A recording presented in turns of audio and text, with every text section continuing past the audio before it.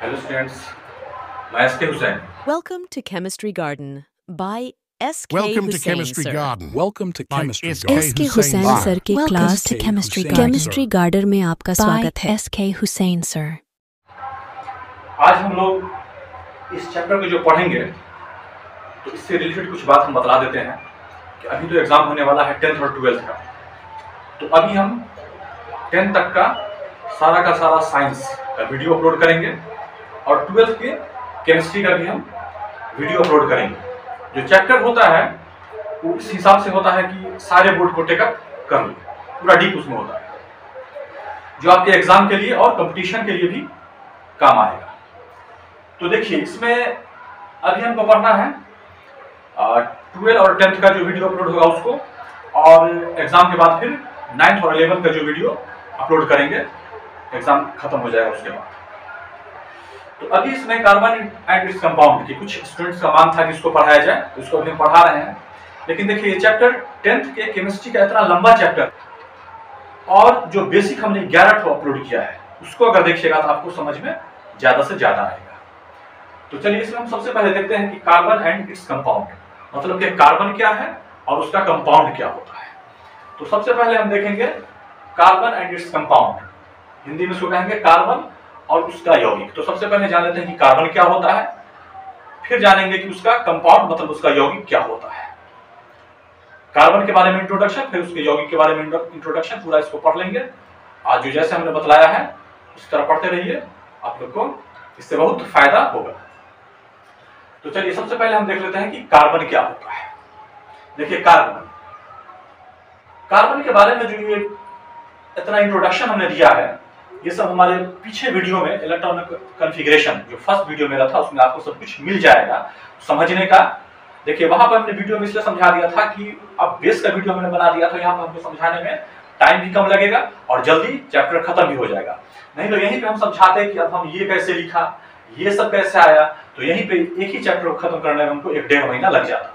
तो चलिए अभी पहले इसको दिक्कत होगा तो उससे रिलेटेड जितना भी पीछे का बेसिक वीडियो है 11, उसमें जो उससे रिलेटेड हुआ करेगा उसको देखा कीजिएगा। तो अभी इसमें carbon and its compound, carbon और उसके यौगिक में सबसे पहले कि इसका सिंबल C होता है, ठीक है। इसका एटॉमिक नंबर 6 होता है जिसको Z से डिनोट करते हैं, और मास नंबर 12 होता है जिसको A से डिनोट करते हैं। ये भी हमारा इलेक्ट्रॉन प्रोटॉन न्यूट्रॉन निकालने का जो वीडियो है बेसिक उसमें बतलाया गया है कि कितना इलेक्ट्रॉन प्रोटॉन न्यूट्रॉन होगा। इलेक्ट्रॉन प्रोटॉन इसमें देखिए एटॉमिक नंबर 6 है तो 6 ही होगा, और न्यूट्रॉन 6 होगा इसलिए कि 12 में से 6 जाएगा तो 6 आएगा। इसके चलते इलेक्ट्रॉन न्यूट्रॉन प्रोटॉन का जो बैक का वीडियो उसको आप देख सकते हैं। चलिए कॉन्फ़िगरेशन जिसको कहते हैं विन्यास, ये कैसे लिखेंगे तो 1s2 2s2 2p2 इस तरह से होगा। इसका भी इलेक्ट्रॉनिक कॉन्फ़िगरेशन का पहला वीडियो उसको आप देख सकते हैं किस तरह से इसको बनाया गया, किस तरह से लिखा गया। इसमें हमने बताया था कि 2 वाला एक साथ और 2 और 2 4 वाला एक साथ, जिसको अंदर वाले को कोर इलेक्ट्रॉन कहते हैं, बाहर वाले को वैलेंस इलेक्ट्रॉन कहते हैं। ये सब बैक वीडियो में आप जान सकते हैं। फिर देखिए इसकी वैलेंसी 4 होगी, संयोजकता जिसको कहते हैं, ये सब उसी वीडियो में बताया हुआ है किस तरह से हो गया। यहाँ पर देखिए, दिक्कत हो तो पिछला वीडियो को देखिएगा।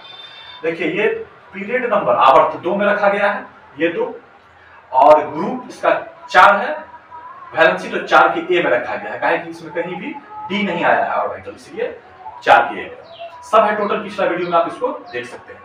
आइसोटोप जानेंगे समस्थानिक के कार्बन का क्या होता है, तो कार्बन का 3 आइसोटोप होता है, कार्बन 6-12, कार्बन 6-13, कार्बन 6-14। उसी तरह से ऑक्सीजन का होता है, हाइड्रोजन का होता है। आइसोटोप्स का भी वीडियो है, वहां भी उसको आप जाकर के देख सकते हैं।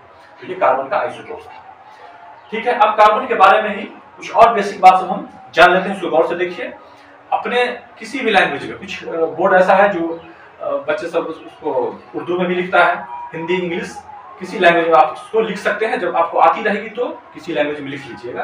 वैसे हमने इसके ब्रैकेट में जो उसका इंग्लिश होता है लिख दिया है, या इंग्लिश है तो उसका ब्रैकेट में हिंदी लिख दिया है ताकि दिक्कत ना हो समझने में, लैंग्वेज आप बना ही सकते हैं। देखिए इसमें पहला पॉइंट हमने लिखा है कार्बन में एक दूसरे से जुड़ने की क्षमता, कैपेसिटी दूसरे एलिमेंट से ज्यादा होती है। कार्बन सारे एलिमेंट में, एलिमेंट तो टोटल 118 है, लेकिन उसमें से कार्बन एक ऐसा एलिमेंट है जिस कार्बन में एक दूसरे से जुड़ने की कैपेसिटी सबसे ज्यादा होती है। दूसरे एलिमेंट में अपने एक दूसरे से जुड़ने की कैपेसिटी जितनी होती है उससे ज्यादा कैपेसिटी कार्बन की एक दूसरे से अपने में जुड़ने की होती है। सारे एलिमेंट में कार्बन की कैपेसिटी एक दूसरे से अपने आप में जुड़ने की ज्यादा हुआ करती है। देखिए कार्बन में एक दूसरे से जुड़ने की कैपेसिटी क्षमता दूसरे एलिमेंट के मुकाबले, दूसरे तत्व के हिसाब से कार्बन में ज्यादा होती है, अपने आप एक दूसरे में जुड़ जाने की कैपेसिटी। तो इसी कार्बन की कैपेसिटी को हम कैटेनेशन प्रॉपर्टी कहते हैं। तो कार्बन में कैटेनेशन प्रॉपर्टी सबसे ज्यादा होगा दूसरे एलिमेंट के मुकाबले। कार्बन में दूसरे कार्बन से जुड़ने की कैपेसिटी दूसरे एलिमेंट के हिसाब से ज्यादा होगा, जिसको हम कैटेनेशन प्रॉपर्टी कहते हैं। इसलिए कार्बन का कंपाउंड जो यौगिक होता है सबसे ज्यादा होता है। जो सबसे ज्यादा जुड़ेगा वो सबसे ज्यादा एलिमेंट जब सबसे ज्यादा जुड़ेगा तो सबसे ज्यादा कंपाउंड बनाएगा। जो कम जुड़ेगा कम बनाएगा। और कार्बन सबसे ज्यादा जुड़ता है, जो उसकी कैटेनेशन प्रॉपर्टी है खुद से जुड़ता है, तो इसलिए कार्बन का सबसे ज्यादा यौगिक मतलब कार्बन का सबसे ज्यादा कंपाउंड पाया जाता है। जिस सारे के सारे कार्बन के यौगिक को कार्बनिक रसायन मतलब ऑर्गेनिक केमिस्ट्री में हम पढ़ेंगे। तो अभी तो इसमें आप लोग को ऑर्गेनिक इनऑर्गेनिक फिजिकल सब 10th में एक ही साथ मिला करके दिया है। आगे जब पढ़िएगा 11th 12th में तो उसको अलग अलग बता दिया गया है। तो कार्बन के कंपाउंड्स की ही एक केमिस्ट्री ऑर्गेनिक केमिस्ट्री में पढ़ते हैं। अब ऑर्गेनिक इनऑर्गेनिक फिजिकल या सारे के सारे जो साइंस का ब्रांच सब है, सारे बुक का जो ब्रांच है ये भी हमने इंट्रोडक्शन के चैप्टर में दे दिया है, इसका क्या ब्रांच है उसमें से उसको देख सकते हैं। तो देखिए सबसे पहला जो ऑर्गेनिक कंपाउंड मिला था वो यूरिया है। इसी चैप्टर में आगे बताएंगे कैसे यूरिया बनाया, किसने बनाया, कब बनाया, उसको कभी आता है। लेकिन याद रखिए ये ऑब्जेक्टिव में कंपटीशन में सबसे ज्यादा पूछता है कि सबसे पहला ऑर्गेनिक कंपाउंड यूरिया होता है। ठीक है, देखिए कार्बन की जो हम बोले हैं कि जुड़ने की कैपेसिटी सबसे ज्यादा है। किस तरह ज्यादा है, देखिए कार्बन दूसरे कार्बन तीसरे कार्बन से जुड़ करके एक लंबा चेन बना लिया। ठीक है, उसी तरह से हम देखते हैं कि कार्बन देखिए लंबा चेन में यहाँ भी बना लिया एक ब्रांच, यहाँ भी ब्रांच बना लिया, तो ब्रांच वाला भी चेन बना लिया। देखिए यहाँ गोल भी बना लिया। तो कार्बन में जुड़ने की कैपेसिटी से किस किस डिजाइन का किस किस टाइप का वो कार्बन गोल या लंबा या ब्रांच चेन बना लेता है, ये सब कैपेसिटी कार्बन की कैटेनेशन प्रॉपर्टी कहलाती है। इसलिए कार्बन का कंपाउंड सबसे ज्यादा होता है। जिस सारे के सारे कंपाउंड को हम ऑर्गेनिक केमिस्ट्री कार्बनिक रसायन में हम पढ़ेंगे। ठीक है, और देखिए इसके बारे में कार्बन के कुल कंपाउंड की संख्या 5 लाख से भी ज्यादा है। कार्बन का हम सबसे बोले हैं कि ज्यादा कंपाउंड होता है, तो कितना होता है ज्यादा, तो कार्बन का कुल कंपाउंड आपको 5 लाख से भी ज्यादा मिलेगा। लेकिन दूसरे एलिमेंट में उतनी कैपेसिटी नहीं है जुड़ने की। दूसरे जो कंपाउंड है दूसरा कंपाउंड है वो तो कार्बन कितना नहीं बनाएगा, वो तो कम बनाएगा। तो जबकि दूसरे एलिमेंट की 50,000 के ही लगभग दूसरा जो तत्व है उसका आप जो देखिएगा कंपाउंड तो आपको लगभग 50,000 के लगभग में मिलेगा।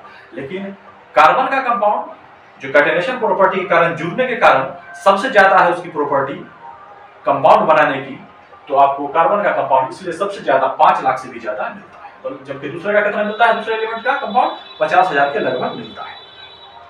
ठीक है, इस एक से ज्यादा बार बोलने से कुछ रटाएगा भी और याद भी हो जाएगा। ठीक है, ध्यान में भी रहेगा। अब ये मिलता कहाँ है, देखिए यह पेड़ पौधा में, जानवर में, कोयला में, पेट्रोलियम में, कपड़ा में, सब कुछ में पाया जाता है कार्बन। ठीक है, कार्बन जो है विद्युत धनात्मक या विद्युत ऋणात्मक दोनों टाइप्स का, दोनों प्रकार का यौगिक बना सकता है। कार्बन जो है प्लस वाला माइनस वाला मतलब इलेक्ट्रोपॉजिटिव या इलेक्ट्रोनेगेटिव दोनों प्रकार का यौगिक, प्लस और माइनस वाला दोनों प्रकार का कंपाउंड कार्बन बना सकता है। ठीक है, कार्बन सबसे ज्यादा आइसोमेरिज्म समावेयता भी दिखा सकता है। कार्बन में जुड़ने की कैपेसिटी जो डिफरेंट टाइप्स की होती है उसी को हम आइसोमेरिज्म कहते हैं। एक से ज्यादा टाइप से एक ही चीज को अलग अलग स्ट्रक्चर जुड़ करके बना लेना, तो ये जुड़ता सबसे ज्यादा है। तो कार्बन का जो कंपाउंड है इसलिए सबसे ज्यादा है। तो कार्बन में आइसोमेरिज्म समावेयता दिखाने की जो कैपेसिटी है, आइसोमेरिज्म बनाने की कैपेसिटी सबसे ज्यादा कार्बन में ही होती है। तो आइसोमेरिज्म क्या है, इसका भी आइसोमेरिज्म का वीडियो बेसिक में है, उसको आप देख सकते हैं।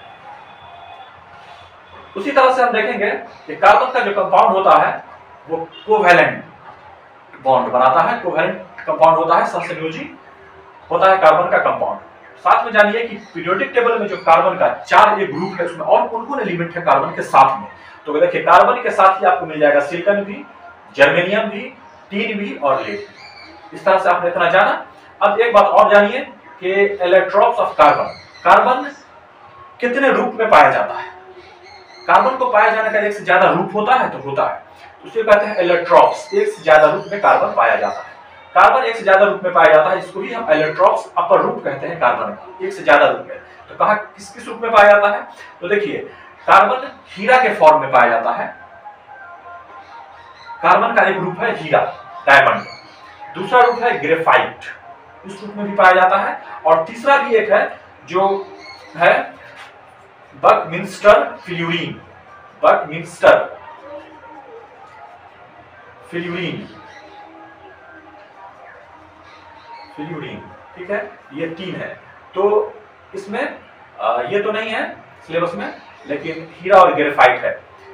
तो ये हम दोनों अभी बता देते हैं। वैसे बकमिंस्टर फ्लूरीन जो है ना, 60 कार्बन के साथ मिल करके एक रिंग, एक गोल बॉल जैसा बना हुआ रहता है, ठीक है। और मेन इसमें हमको पढ़ना है जो कार्बन का अपर रूप है, एलोट्रॉप्स है, हीरा और ग्रेफाइट, डायमंड और ग्रेफाइट, इसको पढ़ना है। तो इसमें चलिए सबसे पहले हम हीरा के बारे में पढ़ना शुरू करते हैं। हीरा के बारे में सब कुछ जानते हैं कि हीरा क्या होता है, उसकी प्रॉपर्टी क्या है, हीरा का यूज क्या है। तो चलिए अब हम पढ़ते हैं हीरा के बारे में। देखिए अभी थोड़ा अंदर में पेंटिंग सब होगा ना, तो इसके लिए अभी रूम भी ठीक नहीं है। और इसका जो है बहुत अलगाव से लिखा रहा है। सेटलमेंट अभी इस वीडियो तक गड़बड़ है, इसके बाद सब ठीक हो जाएगा। अभी कुछ दिखलाई भी कम पड़ता होगा, इसको इस वीडियो तक में किसी तरह से देखिए, उसके बाद सब ठीक हो जाएगा। तो चलिए हम इसमें पढ़ते हैं हीरा के बारे में। देखिए, हीरा कार्बन का ही एक प्योर रूप है, शुद्ध रूप होता है कार्बन का ही हीरा। ये भारत में कहाँ कहाँ पाया जाता है? इंडिया में डायमंड हीरा कहाँ कहाँ पाया जाता है? गोलकुंडा में, अनंतपुर में, बेलारी में और पन्ना में पाया जाता है। मुख्यतः यही समय पाया जाता है। और अफ्रीका में जो पाया जाता है तो विश्व प्रसिद्ध है हीरा के लिए। अफ्रीका विश्व प्रसिद्ध है। हीरा का सोर्स देखिए, हीरा मिलता कहां से है? हीरा जो है किम्बरलाइट पत्थर होता है, उससे हीरा मिलता है। और कोयले के खान में भी हीरा हमको मिलता है, वहां हीरा कोयले के खान में बन जाया करता है, जो मिलता है। तो हीरा भी बहुत टाइप का होता है। उसमें फेमस हीरा है कुलीनन, होप, कोहिनूर और पिट। ये सब बहुत फेमस हीरा होता है। दक्षिण अफ्रीका, ब्राजील, ऑस्ट्रिया और अमेरिका, ये सब में तो हीरा की खान ही है। तो इसमें हीरा सस्ता मिलता है, अपने यहाँ तो बहुत महंगा मिलता है। इसका भी नाम जो है कैरेट में होता है। इसमें 1 कैरेट बराबर होता है 0.2 ग्राम।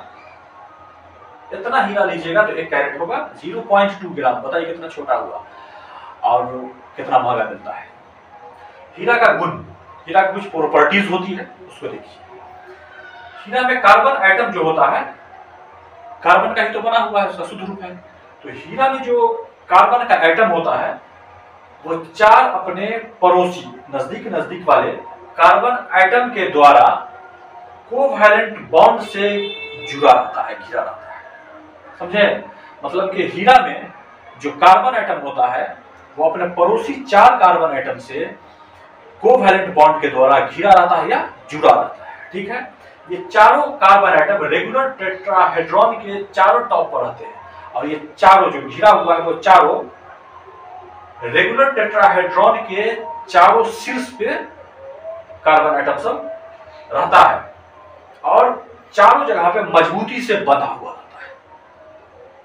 तो इतना मजबूती से बंधा रहता है, कोवैलेंट बॉन्ड से जुड़ा रहता है कि हीरा नेचुरल सबस्टांस जितना भी है उस सब में सबसे ज्यादा हार्ड, सबसे ज्यादा मजबूत होता है हीरा। इसी कारण इससे जो है शीशा को काटने का भी काम आता है और छेद करना है बहुत कड़े चीज में, उस सब में हीरा से ही छेद किया जाता है। देखिए, ये कार्बन अपने पड़ोसी 4 कार्बन से रेगुलर टेट्राहेड्रॉन के चारों टॉप शीर्ष पे कोवैलेंट बॉन्ड के द्वारा जुड़ा हुआ यही स्ट्रक्चर है हीरा का, जो कि बहुत मजबूत होता है। हीरा का बनावट ऐसा रहता है ना, इसमें थोड़ा भी लाइट पड़ेगा तो इधर रिफ्लेक्शन, इधर रिफ्लेक्शन, इधर, तो हीरा इसमें चमकता भी बहुत ज्यादा है। इसमें अत्यधिक चमक होती है और यह काफी भारी भी होता है हीरा।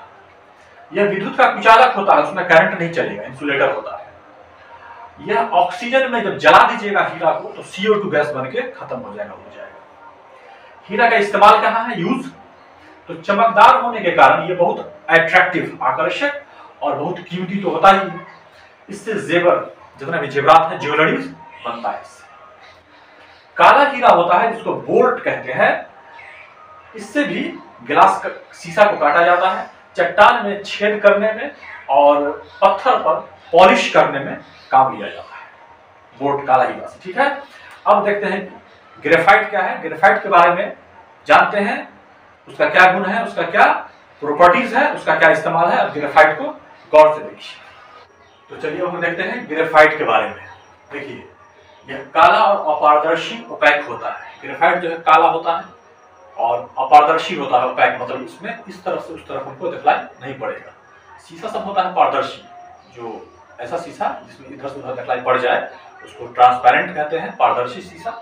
लेकिन ग्रेफाइट जो होता है ये काला कलर का होता है, अपारदर्शी होता है, ओपैक होता है, मतलब हम इसमें ग्रेफाइट से इस तरफ से उस तरफ नहीं देख सकते। देखिए ग्रेफाइट देखिएगा, पेंसिल में जो नोक होता है वही ग्रेफाइट है। इसमें जो है कार्बन वह हेक्सागोनल शीट के रूप में अरेंज रहता है। उसमें तो हीरा में हमने देखा था कि कार्बन एक कार्बन 4 पड़ोसी कार्बन के साथ जुड़ा हुआ रहता था, लेकिन इसमें हम देखते हैं कि इसमें कार्बन हेक्सागोनल 6 करके हेक्सागोनल शीट के रूप में अरेंज है।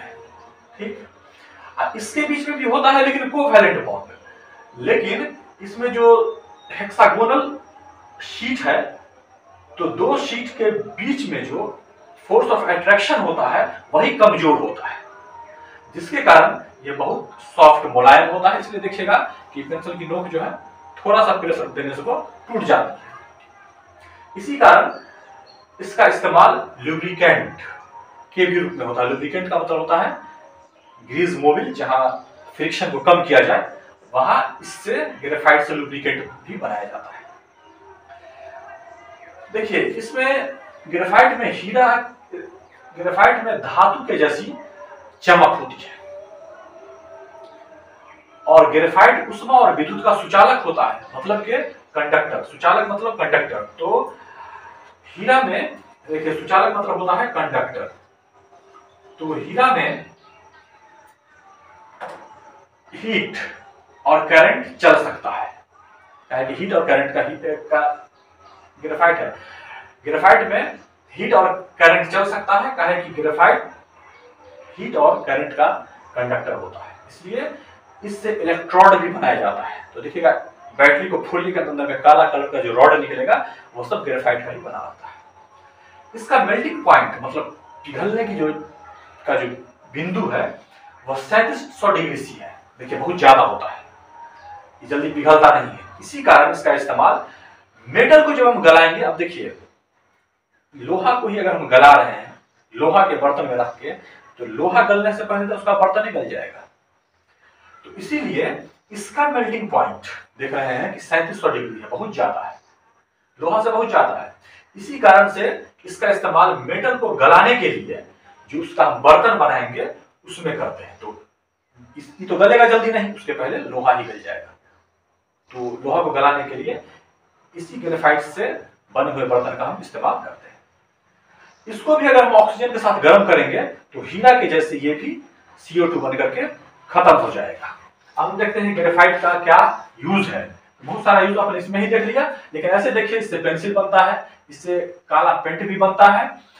और अगर हाई प्रेशर पर, अगर ज्यादा प्रेशर पर कैटलिस्ट किसको कहते हैं? कैटलिस्ट उसको कहते हैं, हिंदी में उत्प्रेरक कहते हैं। कैटलिस्ट उसको कहते हैं जो किसी भी रिएक्शन को या तो तेज करा दे या धीरे करा दे, लेकिन खुद रिएक्शन में भाग न ले।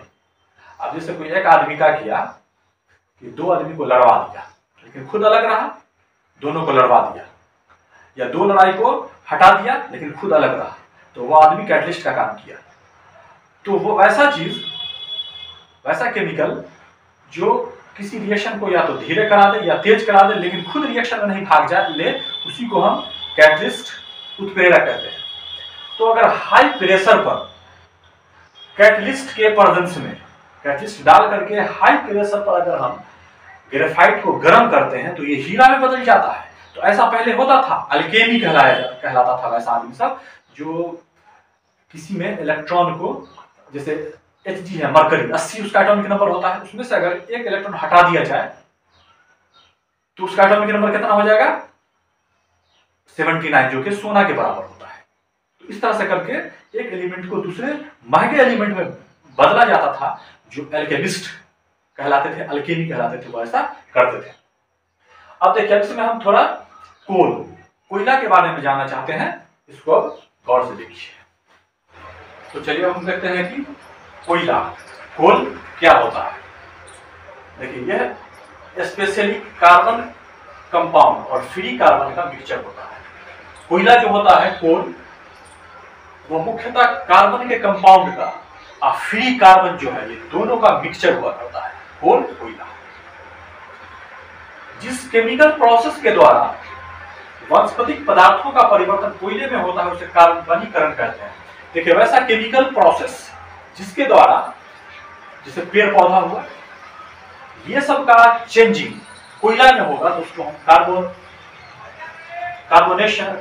कार्बोनेशन मतलब कि कार्बनीकरण उसको कहते हैं। अब कोयला जो होता है कार्बोनेशन कहते हैं, कार्बनीकरण कहते हैं, जब पेड़ पौधे का चेंजिंग कोयला में होता है। अब देखिए कोयले का यहाँ टाइप सब है। पीट कोयला का टाइप है जिसमें 60% कार्बन होता है। लिग्नाइट कोयला का टाइप है जिसमें 67% कार्बन होता है। बिटुमेनी कार्बन का टाइप, कोयला का टाइप है जिसमें कार्बन है 88%। और एंथ्रासाइट ये भी है कोयला का टाइप, इसमें है 94% कार्बन। इसी से देख के परसेंटेज कार्बन को देख करके पता चलता है कि इसमें बिटुमेनी जो है वो जनरल कोयला होता है, लेकिन एंथ्रासाइट हाई क्वालिटी का कोयला कोल होता है। इसका यूज कहाँ करेंगे? तो फ्यूल के रूप में करेंगे, मालूम है, ईंधन के रूप में। और सिंथेटिक पेट्रोल भी बनाया जाता है कोयला से, ठीक है। और कोक को भी हिंदी में कोक ही कहते हैं। देखिए कोक कैसे बनता है, कोयला को गर्म करेंगे, इतना गर्म हो जाता है कोयला कि वह लिक्विड के जैसा हो जाता है। फिर उसको छोड़ देंगे तो उसमें से भाप निकलेगा, तो हर जगह छेद हो जाएगा। तो जब फिर उसको निकालेंगे तो रहेगा तो सॉलिड, लेकिन छेद जैसा बहुत हल्का रहेगा। उस सारे छेद में हवा भरी रहेगी, तो ऑक्सीजन के प्रेजेंस में तो कोई चीज जलता है अच्छा से, तो कोक जलता बहुत अच्छा है। इसीलिए कोक देखिए वायु के एब्सेंस में, जहां वायु नहीं है, एयर नहीं है, वहां अगर हम कोयला को गर्म करते हैं तो वही कोक बन जाता है। अब बहुत उसमें एयर भरा हुआ छेद हल्का सॉलिड होता है। इसमें 80 से 95% कार्बन बनता है। तो सबसे ज्यादा देखते हैं, सबसे ज्यादा कार्बन इसी कोक में रहा। कोक का क्या इस्तेमाल करेंगे? मेटल को एक्सट्रैक्शन करने में। मेटल को जब निष्कर्षण करते हैं, जमीन के अंदर से मेटल को निकालते हैं और उसका पूरा प्रोसेस करके एक मेटल का कोई सामान तैयार करते हैं, तो वही कहलाता है मेटल का एक्सट्रैक्शन करके उसको पूरा शुद्धिकरण सब कुछ कहलाता था उसी में। तो मेटल के एक्सट्रैक्शन में भी हमको कोक का इस्तेमाल पड़ता है। कोक का इस्तेमाल और कहाँ करेंगे? फ्यूल जलाने में तो होगा ही होगा, और इलेक्ट्रोड बनाने में भी इस्तेमाल हम कोक का करते हैं। अब देखिए इसमें क्या हम पढ़ रहे थे, मेन कार्बन के ही बारे में। अब चाहे हीरा हो, ग्रेफाइट हो, या कोल हो, या कोक हो, सब तक कार्बन ही का फॉर्म सब है, रूप सब एक दूसरा है। तो चलिए इसमें देखते हैं कि अगर कार्बन है, इसी के बारे में पढ़ना है। कार्बन को हम ऑक्सीजन के साथ रिएक्शन करा देंगे तो CO2 बनेगा। देखिए एडिशन रिएक्शन, अब इसका रिएक्शन और रिएक्शन बैलेंस वाला जो वीडियो है बैक का, उसको देख सकते हैं। इसमें हीट भी निकलता है, जलेगा तो हीट निकलेगा ही मिलेगा। उसी तरह जिंक ऑक्साइड है, इसको कार्बन से रिएक्शन करा देंगे तो Zn ये हुआ, CO ये हो गया। उसी तरह Fe2O3 को 3C कार्बन से रिएक्शन करा देंगे तो Fe अलग और 3CO देखिए यहाँ अलग हो जाएगा। उसी तरह कैल्शियम ऑक्साइड को कार्बन से रिएक्शन करा देंगे तो CaC2 यहाँ से C होगा, और C1 और CO कार्बन मोनोऑक्साइड अलग हो जाएगा। उसी तरह SiO2 को रिएक्शन कराएंगे 3C के साथ, उसी तरह से जो है SiC इसके साथ मिल जाएगा, फिर CO2CO यहाँ बन जाएगा। C को H2 के साथ रिएक्शन करेंगे तो CO और H2 जो वाटर गैस कहलाती है। रिएक्शन बैलेंस कैसे होगा? इसके चलते 4 तरीका हमने बैलेंस का बताया था, जो बैक वीडियो में बेसिक में आप देख सकते हैं। कार्बन को हम नाइट्रिक एसिड के साथ रिएक्शन कराएंगे तो देखिए CO2, शुरू का पहले लास्ट में मिलेगा CO2, फिर HNO2, और जो बचेगा देख लीजिएगा बच ही जाएगा तो 2H2। उसी तरह कार्बन को H2SO4 सल्फ्यूरिक एसिड जो किंग ऑफ एसिड कहलाता है उसके साथ रिएक्शन कराएंगे तो CO2, 2SO2 और 2H2O।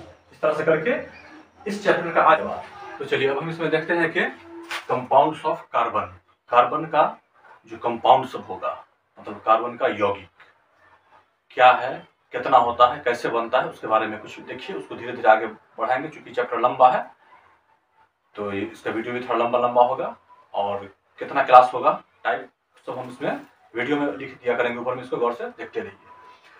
चलिए कंपाउंड्स ऑफ कार्बन, कार्बनिक यौगिक में हम देखते हैं कि कार्बनिक यौगिक, कार्बन का कंपाउंड दो टाइप्स का होता है। एक ऐसा होता है जो हमको नॉन लिविंग से मिल जाए, तो नॉन लिविंग से मिलने वाला जो कार्बनिक यौगिक है, कार्बन का कंपाउंड है, जैसे नाइट्रोजन, ऑक्सीजन, मेटल, साल्ट, ये सब तो नॉन लिविंग है, हमको मिला। तो ये सब जो ऑर्गेनिक कंपाउंड है, कार्बनिक यौगिक है, ये वैसा है जो हमको नॉन लिविंग से मिलता है। और दूसरा कार्बनिक यौगिक, ऑर्गेनिक कंपाउंड ऐसा होगा जो हमको लिविंग सोर्स से मिलता है। क्या चीज मिलता है लिविंग सोर्स से? जैसे यूरिया। कैसे मिलता है अभी हम बतलाएंगे। प्रोटीन, ये भी मिलता है लिविंग सोर्स, एनिमल्स से। कैसे मिलता है? फैट एनिमल्स से। कैसे मिलता है? कार्बोहाइड्रेट कैसे मिलता है? पेड़ पौधे से। ये सब अभी हम बतलाएंगे। कार्बोहाइड्रेट का मतलब हो गया जैसे शुगर, स्टार्च। आलू को काटिएगा, थोड़ा देर के बाद उसका कलर ब्लू कलर का हो जाता है। आलू में सबसे ज्यादा स्टार्च पाया जाता है। सेलुलोज, ये भी हमको पेड़ पौधे से मिलता है। कागज सब में सेलुलोज की मात्रा ज्यादा हुआ करती है। उसी तरह से गोंद, इत्र, परफ्यूम, ये सब हमको जो भी ऑर्गेनिक कंपाउंड है, कार्बनिक यौगिक है, ये सब हमको लिविंग सोर्स से प्राप्त होता है। तो ऑर्गेनिक कंपाउंड, कार्बनिक यौगिक दो तरह का हुआ। एक ऐसा हुआ जो हमको लिविंग से मिलता है, और ऐसा हुआ जो हमको नॉन लिविंग से मिलता है। ठीक है, उसके आगे हम चलते हैं कि वाइटल फोर्स थ्योरी, जैव शक्ति का सिद्धांत, ये क्या है, किसने बताया था, इसका कैसे अंत हुआ, और ये होता क्या है जैव शक्ति का सिद्धांत, वाइटल फोर्स थ्योरी क्या है। देखिए शुरू में ऐसा माना जाता था कि कोई भी ऑर्गेनिक कंपाउंड सिर्फ लिविंग सबस्टांस से ही हमको मिल सकता है, लिविंग सबस्टांस में ही पाया जाता है, नॉन लिविंग से नहीं मिल सकता है, नॉन लिविंग से हम उसको नहीं प्राप्त कर सकते हैं। तो ऐसा माना जाता था शुरू में कि हमको ऑर्गेनिक कंपाउंड, कार्बनिक यौगिक सिर्फ लिविंग सोर्स से ही मिल सकता है।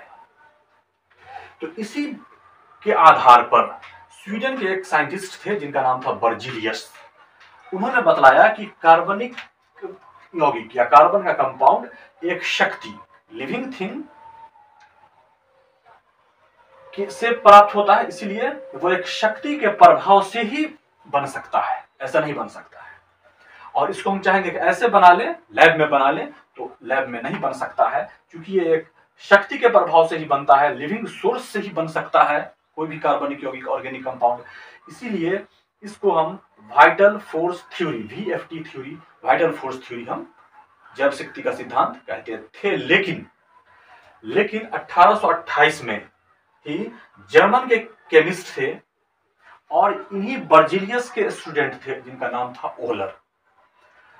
उन्होंने क्या किया कि दो इनऑर्गेनिक कंपाउंड को ही, मतलब दो अकार्बनिक यौगिक को ही ले लिया था। कौन कौन लिए थे? एक लिए थे अमोनियम सल्फेट और एक लिए थे पोटेशियम साइनेट। ये दोनों को गर्म करके और लेबोरेटरी में ही यूरिया नामक ऑर्गेनिक कंपाउंड, कार्बनिक यौगिक सबसे पहले बना करके तैयार कर दिया था, जिससे इस सिद्धांत का, जैव शक्ति का सिद्धांत, वाइटल फोर्स थ्योरी का अंत हो गया। क्योंकि उस सिद्धांत का मानना था कि सिर्फ लिविंग सोर्स से ही मिल सकता है हमको ऑर्गेनिक कंपाउंड। इसी आधार पर बर्जिलियस साहब ने बतला दिया था कि सिर्फ लिविंग सबस्टांस से ही मिलेगा, इसलिए हम उस थ्योरी को वाइटल फोर्स थ्योरी कहते हैं। लेकिन उन्हीं के स्टूडेंट ओहलर ने 1828 में दो कंपाउंड को गर्म किया था ना, अमोनियम सल्फेट और पोटेशियम साइनेट को, और लैब में सबसे पहला यूरिया ऑर्गेनिक कंपाउंड, कार्बनिक यौगिक बना करके दिखा दिया। तो इसलिए वो बात गलत हो गई, इसलिए वाइटल फोर्स थ्योरी का यहाँ पे गलत साबित हो गया, वाइटल फोर्स थ्योरी का वहीं पे अंत हो गया। तो किस तरह से मिलाया था देखिए, यही है अमोनियम सल्फेट, NH4 का होल 2, अमोनियम सल्फेट। अभी फार्मूला किस तरह से लिख रहे हैं, इसके चलते फार्मूला वाला बैक वीडियो हमारा आप देख सकते हैं। प्लस पोटेशियम साइनेट, इस दोनों को गर्म करके NH4CuO और K2SO4, पोटेशियम सल्फेट और अमोनियम साइनेट बना। अब हम इसमें क्या किए कि इसको हम अमोनियम साइनेट को ही फेर लिया यहाँ से, और इसको फिर गर्म किया जब, तो NH4 ना है तो NH2 और NH2 अब बीच में CO, मतलब ये यूरिया है। ये यूरिया सबसे पहले हमारा बनके तैयार हो गया था, ये यूरिया है, जिसके कारण वाइटल फोर्स थ्योरी का अंत हो गया। ठीक है, फिर उसके बाद जब लोगों को पता चल गया कि वो बन सकता है, इनऑर्गेनिक को ही मिलाने से ऑर्गेनिक बन सकता है, वाइटल फोर्स थ्योरी का अंत हो गया, बर्जीलियस साहब की बात गलत हो गई, उन्हीं के स्टूडेंट के कहे हुए ओहलर की बात सही हो गई, तो उसी आधार पर फिर 1844 में कोल्बे ने एसिटिक एसिड बना करके दिखला दिया और 1856 में बर्थलॉट ने मेथेन बना करके दिखा दिया। इसी तरह से बनाते बनाते अब तक करोड़ों ऑर्गेनिक कंपाउंड बन करके तैयार हो गए हैं, करोड़ से ज्यादा भी। ठीक है, अब हम कैसे पहचान करेंगे कि कौन ऑर्गेनिक कंपाउंड है, कौन इनऑर्गेनिक कंपाउंड है, कौन मतलब कि अकार्बनिक यौगिक है, कौन कार्बनिक यौगिक, इसकी पहचान हम कैसे करेंगे? तो देखिए, इसकी पहचान जो है फ्रांस के ही केमिस्ट ने बतलाया था, और वही फादर ऑफ केमिस्ट्री भी कहलाते हैं, जिनको लेवाइजर कहा जाता है। उन्होंने बताया था कि कार्बनिक यौगिक जो भी होगा, कार्बन का कंपाउंड, उसमें कार्बन, हाइड्रोजन और ऑक्सीजन होगा, लेकिन कभी कभी उसमें नाइट्रोजन, हाइड्रोजन, फास्फोरस और सल्फर भी हो सकता है, लेकिन इसमें कार्बन का रहना बहुत मस्ट है। तो चलिए अब हम वैसे ऑर्गेनिक और इनऑर्गेनिक में, ऑर्गेनिक और इनऑर्गेनिक कंपाउंड, कार्बनिक और कार्बनिक यौगिक में क्या अंतर है, उस अंतर को बतला देते हैं, इसको भी गौर से देखिए। तो चलिए अब हम देखते हैं कि कार्बनिक यौगिक और अकार्बनिक यौगिक, मतलब कि ऑर्गेनिक कंपाउंड और इनऑर्गेनिक कंपाउंड में क्या अंतर है, कैसे हम पहचान सकते हैं। इसको देखिए, जो भी ऑर्गेनिक कंपाउंड होगा वो सब कलरलेस होगा, कोई कलर नहीं होता है ऑर्गेनिक कंपाउंड में, लेकिन कुछ इसमें एक्सेप्शन है, जैसे आयरन में, कॉपर में और निकल में कलर होता है। और इनऑर्गेनिक कंपाउंड जो होता है, इसमें कलर भी होता है और स्मेल भी होता है। दूसरा अंतर है, ऑर्गेनिक कंपाउंड का बॉइलिंग पॉइंट और मेल्टिंग पॉइंट बहुत हाई होता है। ऑर्गेनिक कंपाउंड जल्दी ना उबलता है ना पिघलता है, लेकिन इनऑर्गेनिक कंपाउंड का बॉइलिंग और मेल्टिंग पॉइंट कम होता है।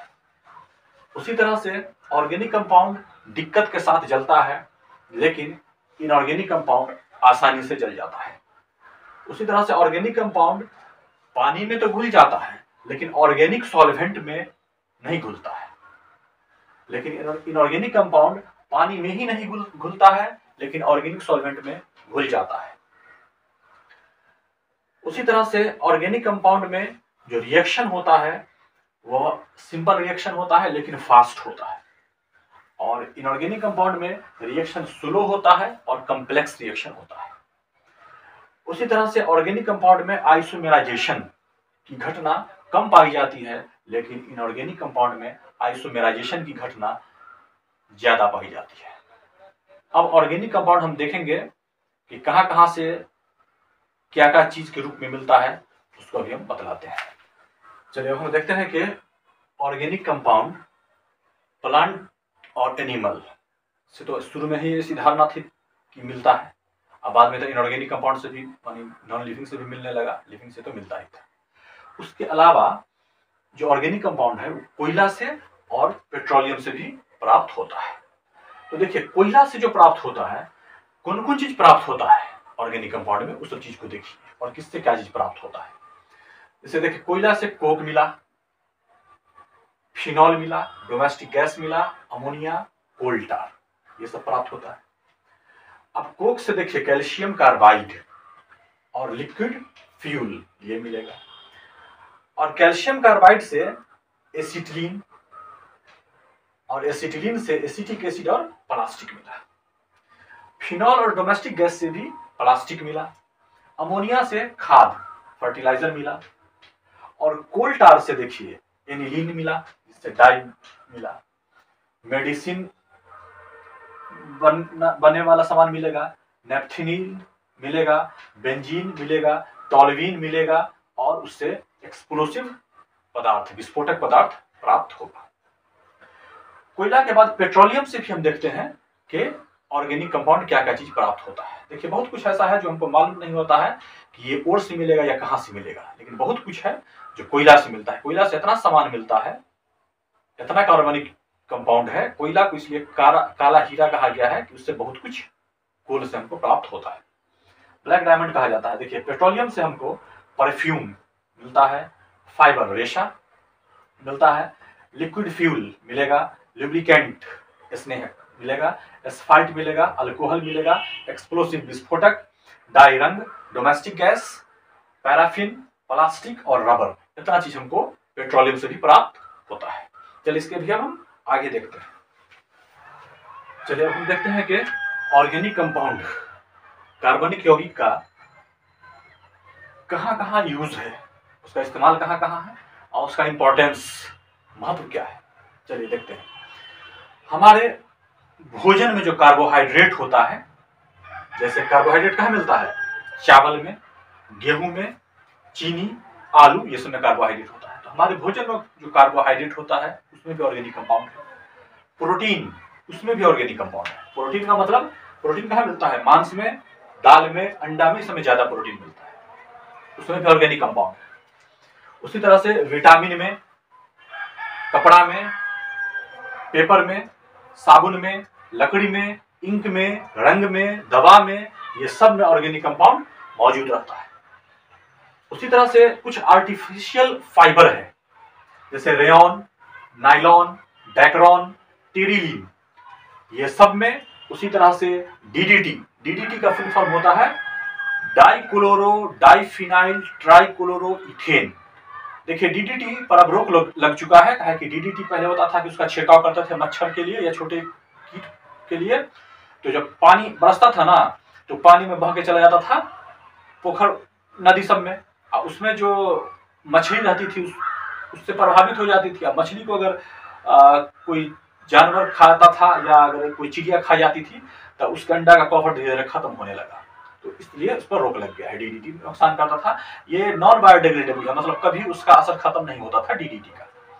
उसमें गैमेक्सिन पाउडर होता है, छिड़काव के लिए भी आता है, उसमें ये सब में ऑर्गेनिक कंपाउंड रहता है। उसी तरह से दवा के रूप में भी ऑर्गेनिक कंपाउंड का इस्तेमाल होता है, जैसे सल्फा ड्रग्स में होता है, पेनिसिलिन में होता है, टेरामाइसिन में होता है, क्लोरोमाइसिटिन में होता है, एस्पिरिन में होता है, ये सब में ऑर्गेनिक कंपाउंड होता है। देखिए जिसके लास्ट में CIN देखिएगा वो सब समझिएगा कि ये एंटीबायोटिक है। एंटीबायोटिक की पहचान है, सबके लास्ट में CIN होता है। उसी तरह से युद्ध के क्षेत्र में भी ऑर्गेनिक विस्फोटक जैसे dynamite, TNT tri nitrotoluene, TNB tri nitrobenzene, इस सब के रूप में भी होता है इसका इस्तेमाल ऑर्गेनिक कंपाउंड का। उसी तरह से वायुयान जो चलती है, रेल, ट्रक, मोटर, ये सब जो चलता है उस सबको चलाने वाला जो फ्यूल होता है, ईंधन, उसमें भी ऑर्गेनिक कंपाउंड मौजूद रहता है। तो इतना हमको मिला कि ऑर्गेनिक कंपाउंड का कहाँ कहाँ यूज है, कहाँ कहाँ वो मिलता है। कुछ और उसको देखिए, तो इसमें हम आज का टॉपिक यहीं पे खत्म कर देंगे, फिर अगला टॉपिक। अब देखिए ऑर्गेनिक कंपाउंड का, कार्बनिक यौगिक का क्लासिफिकेशन, बंटवारा करते हैं। ऑर्गेनिक कंपाउंड का बंटवारा होगा, क्लासिफिकेशन की वो किस किस टाइप का होता है। तो देखिए पहला ओपन चेन वाला, खुला चेन वाला भी ऑर्गेनिक कंपाउंड होता है, जिसको एलिफैटिक कंपाउंड कहा जाता है।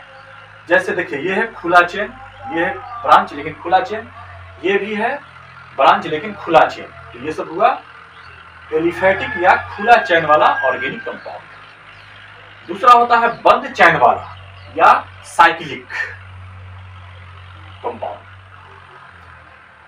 और ये जो है बंद चेन वाला या साइक्लिक, ये फिर होता है दो टाइप का। तो पहला होता है होमोसाइक्लिक कंपाउंड। ये क्या होता है, तो इस रिंग में सिर्फ एक ही टाइप का एटम जुड़ा रहता है बस, और एक टाइप का जुड़ने वाला होमोसाइक्लिक जो है ये फिर होता है दो टाइप का। उसमें का भी पहला होता है एरोमेटिक कंपाउंड।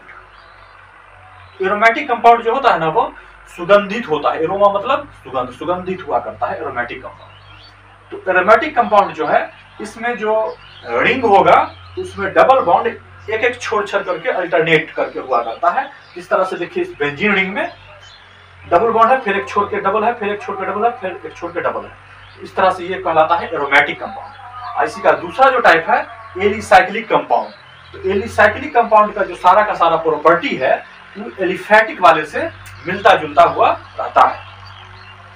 देखिए ये सिर्फ ये खुला रहता है एलिफैटिक, और एलिसाइक्लिक जो है ये बंद हुआ करता है, लेकिन ये भी देख लीजिए उसी टाइप से इसका गुण मिलता जुलता होता है। ये साइक्लोब्यूटेन, साइक्लोप्रोपेन।